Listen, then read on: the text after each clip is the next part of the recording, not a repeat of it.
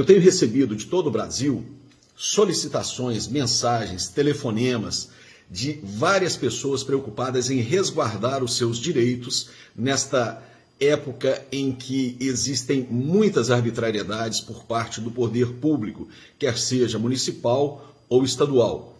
Então, o que eu resolvi fazer? Uma compilação dos principais artigos da Constituição Federal que garantem os direitos dos trabalhadores, das pessoas, dos empresários, ou seja, de todo mundo.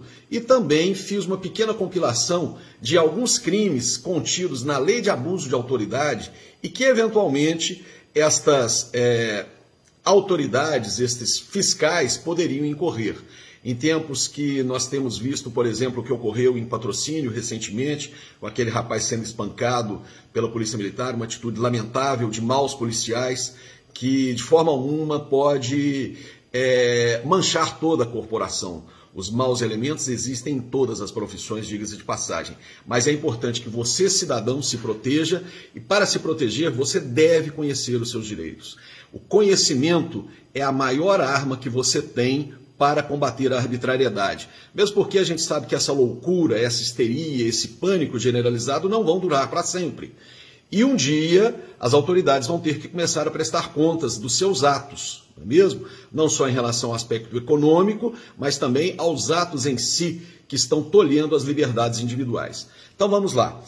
Só para salientar o seguinte, este documento aqui, estes artigos, eu vou disponibilizar na minha página do Facebook e eu realmente sugiro para você, meu amigo, que você imprima isso e cole no seu estabelecimento comercial, ou se você tem o costume de fazer a sua caminhada, está com medo, que você carregue consigo esses artigos. Argumente com a fiscalização, com educação, com temperança, mas argumente e seja firme. Defenda os seus direitos. Porque se você, cidadão, não defender os seus direitos, ninguém mais vai fazer isso por você.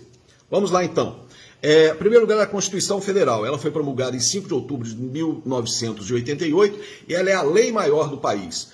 Todas as outras leis têm que se submeter à Constituição Federal, sob pena de inconstitucionalidade, é claro, subversão da ordem jurídica e nulidade de pleno direito.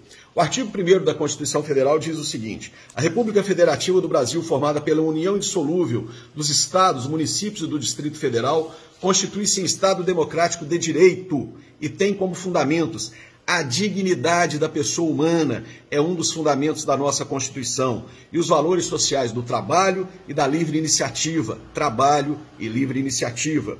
Já o artigo 5º, que entra nos direitos e garantias fundamentais, diz o seguinte no seu caput: todos são iguais perante a lei, sem distinção de qualquer natureza, garantindo-se aos brasileiros e aos estrangeiros residentes no país a inviolabilidade do direito à vida, à liberdade, à igualdade, à segurança e à propriedade nos termos seguintes.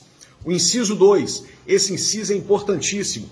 Ninguém será obrigado a fazer ou deixar de fazer alguma coisa senão em virtude de lei. Se não está na lei, e a lei tem que ser constitucional para ser válida, já disse isso, você não é obrigado nem a fazer nem a deixar de fazer. O inciso 3, ninguém será submetido a tortura nem a tratamento desumano ou degradante. Esse tratamento desumano ou degradante é o que nós temos visto quando fiscais tentam fechar estabelecimentos comerciais. Inciso 6, é inviolável a liberdade de consciência e de crença, sendo assegurado o livre exercício dos cultos religiosos e garantida na forma da lei a proteção aos locais de culto e suas liturgias. Essa aqui vale para os governadores e prefeitos que fecharam os estabelecimentos de cultos religiosos de qualquer natureza. São invioláveis a intimidade, a vida privada, a honra, a imagem das pessoas. Esse é o inciso 10, esqueci de mencionar. Assegurado o direito de indenização pelo dano material ou moral decorrente da sua violação. Inciso 13 é o que garante o livre exercício de qualquer trabalho. Diz o seguinte: é livre o exercício de qualquer trabalho, ofício ou profissão, atendidas as qualificações profissionais que a lei estabelecer. Já expliquei o que são essas atendidas as qualificações profissionais. O advogado tem que ser bacharel em direito e ele tem que ter prestado o exame de ordem da OAB. O inciso 15 diz o seguinte: é livre a locomoção no território nacional em tempo de paz, podendo qualquer pessoa, nos termos da lei, nele entrar, permanecer ou dele sair com seus bens. É livre a locomoção, é o direito de ir e vir assegurado a todos os cidadãos. E é só no caso lá do artigo 137 da Constituição Federal, com a declaração de guerra pelo presidente da República contra uma nação estrangeira e após a autorização do Congresso Nacional, é que se pode decretar estado de sítio e aí sim restringir o direito de ir e vir livremente do cidadão. E aqui agora nós entramos na Lei de Abuso de Autoridade, que é a Lei 13.689 de 2019. Essa lei veio justamente para coibir os abusos do poder público em face do cidadão. O artigo 2º dela diz quem pode cometer os crimes que estão descritos nessa lei. É sujeito ativo do crime de abuso de autoridade qualquer agente público, servidor ou não, da administração direta, indireta ou fundacional de qualquer dos poderes da União, dos Estados, do Distrito Federal, dos municípios e de território, compreendendo, mas não se limitando a servidores públicos e militares ou pessoas a eles equiparadas. O pessoal de fiscalização que foi contratado exclusivamente para isso responde sim pelo abuso de autoridade dentro do caso concreto, se for o caso. O parágrafo único esclarece com mais veemência ainda: reputa-se agente público para os efeitos desta lei todo aquele que exerce, ainda que transitoriamente ou sem remuneração, sem receber, por eleição, nomeação, designação, contratação ou qualquer outra forma de investidura ou vínculo, mandato, cargo, emprego ou função em órgão ou entidade abrangidos pelo caput deste artigo. Os crimes previstos nessa lei de abuso de autoridade são de ação penal pública incondicionada, ou seja, assim que o Ministério Público toma conhecimento de um crime cometido por uma autoridade, por um servidor público, ele deve instaurar o procedimento criminal, ele deve oferecer denúncia, o delegado de polícia deve dar voz de prisão a quem estiver em flagrante delito cometendo crime de abuso de autoridade, sob pena, inclusive, tanto do Ministério Público, quanto do delegado de polícia e outras autoridades que não tomarem as providências contra o abuso de autoridade, podendo estar incursos no crime de prevaricação previsto no Código Penal, artigo 319. Agora vamos aos crimes da Lei de Abuso de Autoridade. Artigo 22. Invadir ou adentrar clandestina ou astuciosamente, ou à revelia do ocupante, da vontade do ocupante, imóvel alheio ou suas dependências. E aqui a lei não fala que é a residência, fala imóvel alheio. Aí então entra a questão do comércio, do estabelecimento comercial. Imóvel alheio ou suas dependências, ou nele permanecer nas mesmas condições, sem determinação judicial ou fora das condições estabelecidas em lei.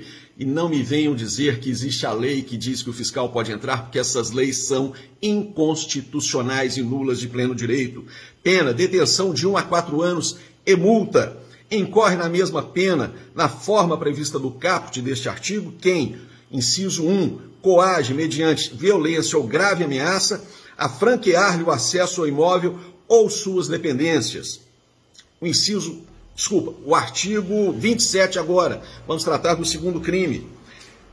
Artigo 27, requisitar instauração ou instaurar procedimento investigatório de ação de infração penal ou administrativa, em desfavor de alguém, a falta de qualquer indício da prática de crime, ou ilícito funcional ou de infração administrativa, pena, detenção de 6 meses a 2 anos. Vou repetir, quem instaura procedimento administrativo, a falta de qualquer indício de prática de crime, e se você, comerciante, está trabalhando escorado na Constituição Federal, não há indício de prática de crime, e por isso, quem instaura esse procedimento administrativo responde pelo artigo 27 da Lei de Abuso de Autoridade.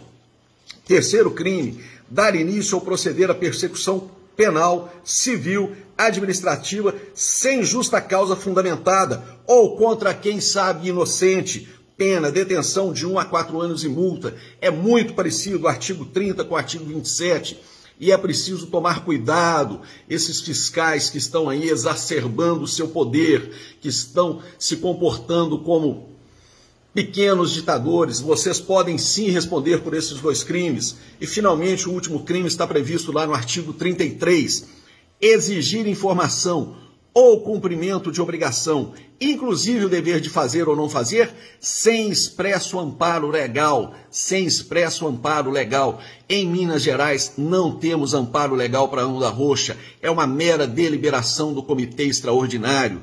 Nos outros estados onde existe decreto do Poder Executivo Estadual, esses decretos, na minha opinião e na opinião de muita gente boa por aí, que ainda respeita a Constituição Federal desse país, são inconstitucionais. Meu caro amigo, cidadania é o direito de exercer os seus direitos. Defenda o seu direito. Defenda o seu direito com educação, não contemporize, não agrida, não bata, não eleve a sua voz perante os fiscais ou perante os membros da Polícia Militar que podem estar em tese no seu estabelecimento ou lhe parando na rua para dar suporte a eles. Mas defenda os seus direitos. Haja como um leão defendendo os seus direitos, com elegância, com educação, mas não se submeta às regras que são inconstitucionais e que ferem a dignidade da pessoa humana. Meu nome é Robson Merola de Campos e eu sou advogado em Araxá, Minas Gerais.